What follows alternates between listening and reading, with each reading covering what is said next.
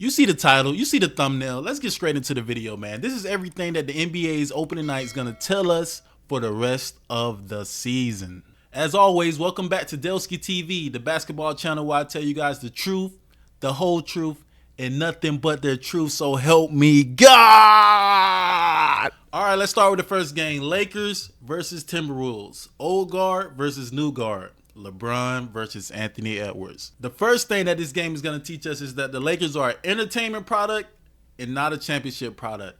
Listen, LeBron James, King James, LeBron James. I love you as much as the next person. You've been holding it down for 20 years, but what are you doing to this Lakers team, man? Anthony Davis is still in his prime. What are you doing to this team? LeBron has turned his team to a Disney movie, and this is not Lion King. This is not where Simba comes back home and take over the kingdom. Bronny is like if Simba came back home and he was a crackhead and he was drunk. He's not coming back home to take over the kingdom and lead anybody anywhere. He's here to leech off the system. I'm not hating. LeBron, you earned this. You've been in here 20 years in the game. You know, you shouldn't be expected to win a championship, but you're still a top 10 player in my opinion. Anthony Davis still a top 10 player in my opinion. Why don't we just make this another championship run? People shouldn't expect it. You know, we didn't expect MJ to still be winning championships this late in his career, but at the same time, y'all still have the pieces and the talent to get something done. You know, make a little playoff run. But Bronny should be at LA Fitness down the street, you know, hooping, getting some experience doing that. He's not going to play a single minute the whole season. He's not going to develop properly. So what is the point? The point is he's going to be a distraction the whole year. On top of the fact you got a new coach, JJ Redick, who thinks he's such a brainiac. Hopefully he is for your sake. But at the same time, JJ Redick, Chris Finch is about to give you a really big reality check. Coaching is not podcasting X's and O's, but you have to really put pen to paper and you have to really make in-game adjustments, 15 seconds, 20 seconds, out of bounds plays, after timeout plays. This is not going to be your average podcast where you get to sit down for 30 minutes and edit and do all this other stuff to make it look good. You're going to have to do it in the moment, in the heat of the moment, with the games on the line. On top of the fact that the Lakers are poorly constructed. They have AD playing out of position. He still be playing the 4. So now you're going to bring Rui in to play the 4. And you're going to have a LeBron James at the 3. And who's going to start? D'Lo and Austin Reeves. They're both point guards who's not going to have the ball that much because LeBron is still the point guard. And he needs the ball to get going and get everybody else going. So what are you really doing? If you're bringing Rui into the starting lineup, who's going to be your scoring punch off the bench who can create their own shot?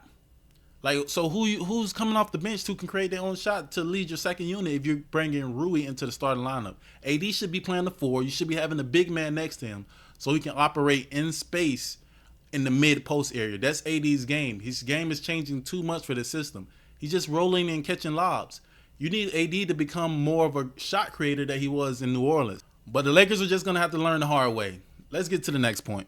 The second thing that this game is going to teach us is that the Minnesota Timberwolves are a legit contender and Anthony Edwards will rise into the top 5 of the NBA's biggest superstars and players overall. Anthony Edwards and his team is going to prove that last season was not a fluke. This is not Trae Young making the conference finals against the 76ers. This is not Tyrese Halliburton making the conference finals. This is going to be a consistent thing. Not just a fluky one-year thing where you get paid off of what you just did last season.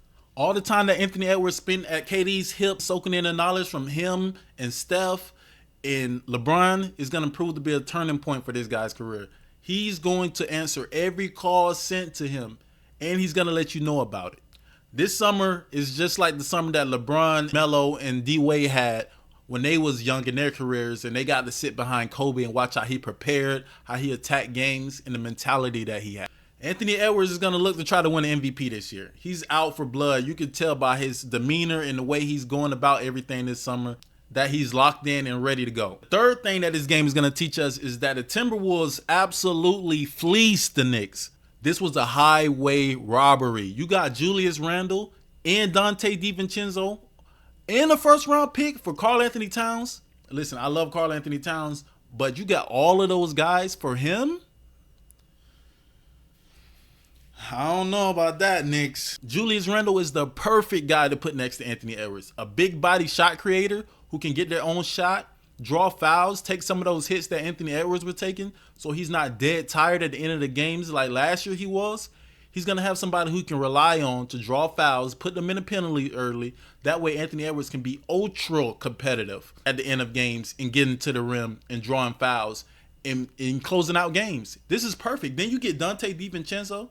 This is a guy who can win you a game every playoff series. He can go 9 for 17, 8 for 16, 8 for 18 from 3 in the game and win you a playoff game. This is perfect. Then you get a first round pick. Listen, Knicks. I don't know what y'all was thinking, but this was not the move. Karl Anthony Towns was never right for Anthony Edwards, if we're being serious. He doesn't really have a consistent post game where you can throw the ball to him and get a bucket. And he's a 7-foot spot-up three-point shooter who's sitting his big ass at the three-point line, 35 feet out, spotting up. What are you doing? You're a number 1 overall pick. And you're not the defensive player that you came into the league as. You was never going to be that guy. The Timberwolves are going to be a huge problem for everybody in the West. And just look out. That boy Anthony Edwards, he's coming. He's coming. Now let's get to the second game between the Knicks and the Celtics. The first thing that this game is going to teach us is that the Knicks overreacted this summer and made a huge mistake.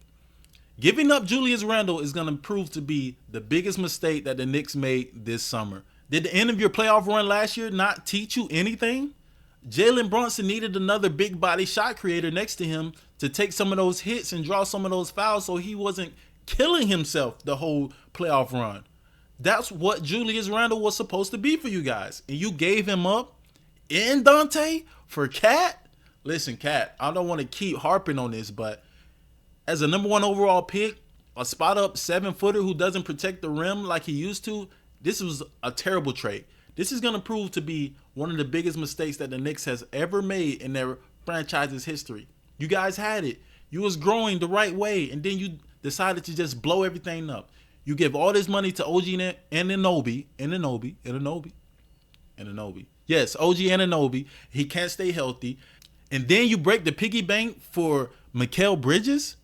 Not Devin Booker, not Giannis, not Joel Embiid, Mikal Bridges, all those first-round picks. You think he's going to replace Donte DiVincenzo with that broken shot? We don't even know what the fuck he's doing in this preseason. He's on the Ben Simmons trajectory, if you ask me. He's going to play games, but his shot is done. It's broken. He's supposed to be your spot-up shooter now. You gave up Black Donte, for this guy who you don't even know can make shots consistently. That's going to, listen, Jalen Brunson, I like that the Knicks are going all in and building around you, but I think they messed up your team, man. Listen, it's okay to be a little thirsty, but you can't drink the whole gallon of water when you're in the middle of the desert, man. You got to drink it piece by piece. No Diddy. The next thing that this game is going to teach us is that the Celtics are going to go full AI, Autobot, analytics mode to try to break every NBA record. They will shoot 55 threes a game and try to break the Warriors' 73-9 record. They're going for it. And it doesn't help the rest of the NBA that both of their main stars have vendettas out against the NBA. You got Jason Tatum, who was benched and had to watch both of his role players on his normal team get minutes over him in the Olympics. Steve Kerr, you're a dirty boy, man. You know that boy should have been playing more minutes than Derek White and Drew Holiday. On top of the fact that Jason Tatum didn't win the Finals MVP. Even though he led his team in points, rebounds, and assists, he wasn't the Finals MVP. So people are saying that he can't be the best player on the championship team when clearly he was to me. Then you got Jaylen Brown, who was left off the team altogether. And he's being attacked by all the shoe company and all the sources that nobody wants to reveal because they're journalists. We don't care. Stop putting those sources out if you don't put your name on it. They also heard people shit talking about their championship run. That everybody was hurt. Jalen Brunson, Jimmy Butler, Tyrese Halliburton. It's not a real championship. Even Luka was hurt in the finals. They're going to prove this year that it was not a fluke. You got both of the teams' best players looking to kill. They're going to be locked in this season. It's going to be a bad time in the East for anybody who has to go against this team. They're going to try to break every 3-point, every win record, everything you can imagine to prove that last year wasn't a fluke and try to solidify it this year. And that's everything that the NBA's opening night tonight is going to teach us for the rest of the season. Like, comment, and subscribe. Thank you for the support, and peace.